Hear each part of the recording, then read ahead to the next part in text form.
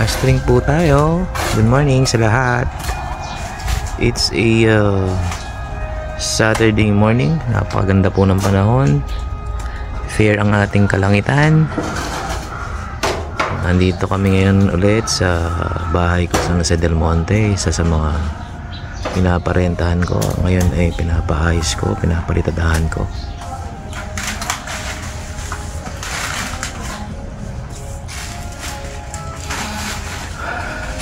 Yan po ang tawag dyan ho ay plastering.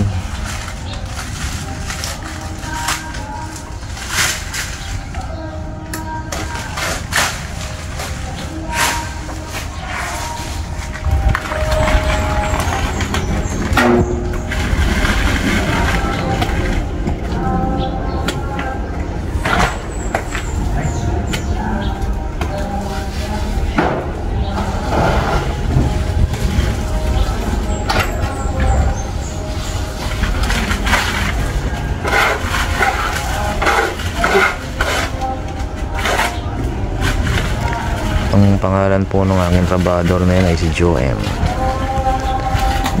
the Great.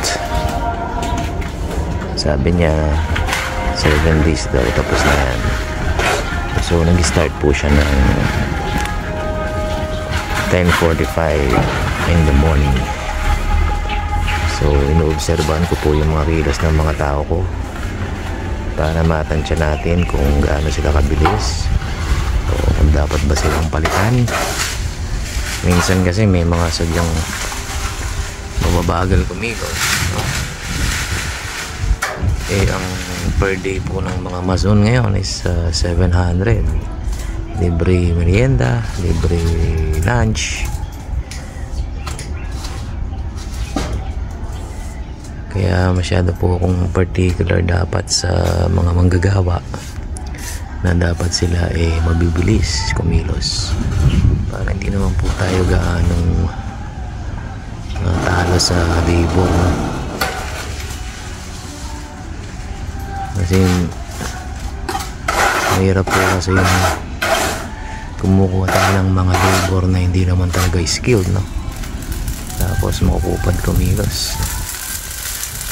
Bakit po yung gano'n So naghahanap po tayo ng mga matitino. Yan, pinasunog ko po yung mga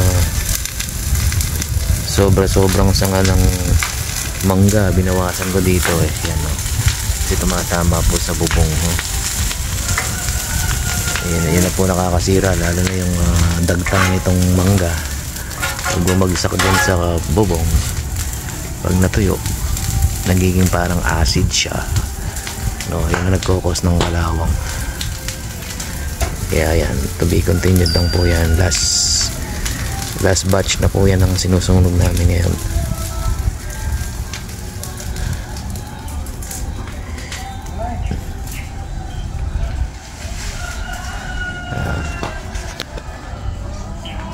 Yan po.